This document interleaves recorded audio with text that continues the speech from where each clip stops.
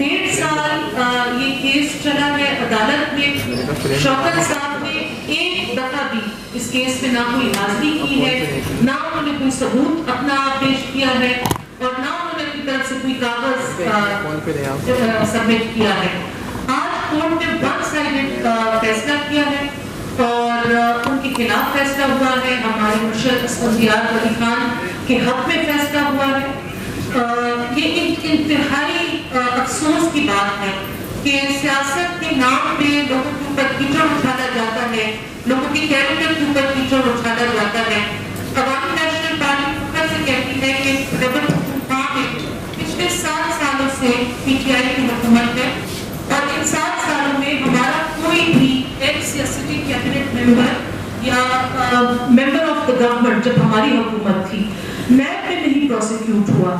Social media पे और media पे हमारी पार्टी का वन साइडेड ट्रायल होता रहा है, लेकिन अब हमने डिसाइड किया है कि हम अपने आप को खामोश नहीं छोड़ेंगे और हम जरूर हर फोरम पे जाके अपना और अपने बड़ों का और अपनी पार्टी का दिफा करेंगे। आप इधर प्रेस क्लब आने से पहले कुछ 10-15 मिनट पहले मैंने शौकत साहब की वीडियो एक्सप्लेनेशन देखी जिसमें उन्होंने निहायती एक शर्मनाक बयान दिया है और उसमें वंस अगेन उन्होंने एक जो फैमिली मैटर था उसमें आजम होती साहब मरहूम का उन्होंने रेफरेंस दिया है। रिकॉर्ड के लिए मैं ये बात क्लियर करना चाहती हूँ कि आजम होती साहब ने अपने इस बयान की तरदीद भी की थी। हैदर होती साहब प्रेस के सामने आके प्रेस कॉन्फ्रेंस में उन्होंने कहा था कि हमारा इंटरनल फैमिली मैटर है, उसको एक सियासी रंग दिया जा रहा है और हैदर खान फिर भी आप सबके सामने आएंगे और अपना ये मौक़िफ़ दोहराएंगे। लेकिन शौकत साहब के पास कोर्ट की तरफ से 2 ऑप्शंस थे, या वो चुप रह सकते थे या वो एक माफीनामा जमा करा सकते थे और या वो अपना कोई सबूत पेश कर सकते थे। हम अभी भी कहते हैं अगर कोई सबूत है तो लेकर आए, हम उसको काउंटर करते हैं। अवामी नेशनल पार्टी वो पार्टी है जिसने दहशतगर्दी के खिलाफ सीसा पिलाई दीवार बन के अपनी जानों का, अपने लीडर्स का, अपने वर्कर्स का नजराना पेश किया है और वो एक दीवार और एक ढाल बन गई थी जो तालिबान ने सेटल्ड एरियाज के अंदर एक इंकर्जन की थी उसके खिलाफ। उसका सबसे बड़ा सबूत तो मैं खुद आपके सामने बैठी हूँ कि मेरे और मेरे घर के ऊपर जो गुजरी है 2 शोहदा तो पिछले 5 साल से मेरे घर से निकले हैं। तो इस किस्म की बातें जब हम सुनते हैं, इस किस्म के जब हम इल्जामात देखते हैं तो हमारा दिल इंतहाई दुख भी जाता है, इंसान को गुस्सा भी आता है, अफसोस भी होता है कि इस कौम को बचाने की खातिर, इस कौम की लड़ाई लड़ने की खातिर हमने अवामी नेशनल पार्टी के वर्कर्स की लड़ाई नहीं लड़ी, हमने पूरी पुख्तून कौम की और पूरे पाकिस्तान की लड़ाई लड़ी है। क्योंकि हमने जब लोग मांग रहे थे तो पंजाब को एक सेफ पैसेज देने से इनकार कर दिया था और उस सेफ पैसेज ना देने से और अपने पंजाबी भाइयों की जान का दिफा करते करते हम अपनी बहुत सारी जानें गंवा बैठे। तो ये हमारे पार्टी का मौक़िफ़ है कि अभी भी अगर उनके पास अपने इस इल्ज़ाम का कोई सबूत है तो सामने लेकर आए, हम अदालत में उनको काउंटर करने के लिए तैयार हैं।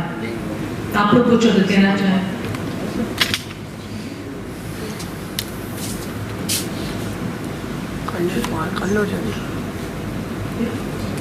क्वेश्चन तो नहीं पूछना ऑनलाइन तो आप ऐसे क्या समझते हैं कि तहरीक इंसाफ की हुकूमत में काम नहीं हो रहा, शावर में या खैबर पख्तूनख्वा में इस तरह के मसाइल हो रहे हैं, गुजरा और किस तरह की हरकत कर रही है, तो क्या आने वाले वक्त में आपको सपोर्ट करेंगे? खैबर पख्तूनख्वा की आज की ताज़ा तरीन ये है कि पेशावर में जो नायबाइयों की एसोसिएशन है उनको डीसी के दफ्तर मीटिंग के लिए बुलाया गया है, उनको उसी मीटिंग से आई थिंक अरेस्ट कर लिया गया है। रिक्शा ड्राइवर्स पेशावर के स्ट्राइक पे हैं, जो मॉल्स एंड सिनेमास के ओनर्स हैं वो स्ट्राइक पे हैं, हर किस्म का बिजनेस वहाँ पे तबाह हो गया है। Health workers, nurses, junior doctors सारे स्ट्राइक पे हैं। आपके सामने खैबर पख्तूनख्वा का हाल है, उस पे तरक्याती कामों में जो सुस्त रवि है उसका आप सब गवाह हैं। 71% لاسٹ ایئر کا بجٹ لیپس ہوا ہے. 71% صوبے کا بجٹ واپس گیا ہے. اپنے بجلی کے اپنے پانی کے ایوارڈ کے لیے ہم فیڈرل گورنمنٹ کا منہ دیکھ رہے ہیں, وہاں سے پانی نہیں آیا, ہمارے پیسے نہیں ریلیز ہوئے, اور یہ دونوں طرف پی ٹی آئی کی حکومت ہے. تو آئی تھنک ہم تو بڑے کانفیڈنٹ ہیں کہ جو تبدیلی ہے اس کا لوگوں نے اصلی چہرہ دیکھ لیا ہے, اور اس کے بعد خیبر پختونخوا کی عوام تبدیلی کا جنازہ نکالے گی وہاں سے.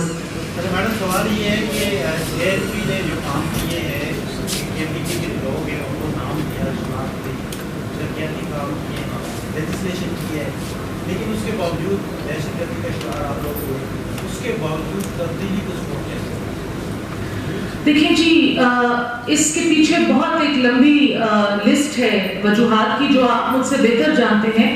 تبدیلی کو بہت سے مختلف عناصر نے سپورٹ کیا ہے, صرف عوام نے نہیں سپورٹ کیا, لیکن آئی تھنک اس دفعہ عناصر کی بھی آنکھیں کھل گئی ہیں, عوام کی بھی آنکھیں کھل گئی ہیں, عدلیہ کی بھی آنکھیں کھل گئی ہیں, اور تبدیلی کا اصلی چہرہ سب نے دیکھ لیا ہے.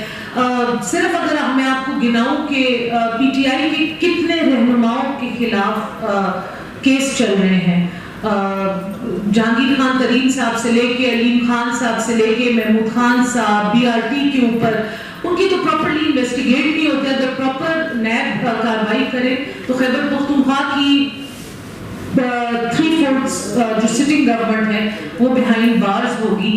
اور جب ہم اس طرح کی باتیں کرتے ہیں تو ان کا طور طریقہ یہ ہے کہ وہ ذاتی معاملات پہ حملہ کریں, لیکن ہمارے بڑوں کی سیاسی تربیت ذرا مختلف ہے.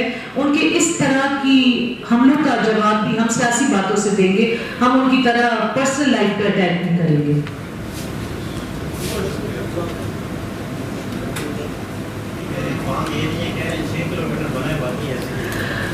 نہیں جی, بی آر ٹی جو ٹریک ہے نا وہ 3 طویل سالوں کے بعد آلموسٹ کمپلیٹ ہو گیا ہے.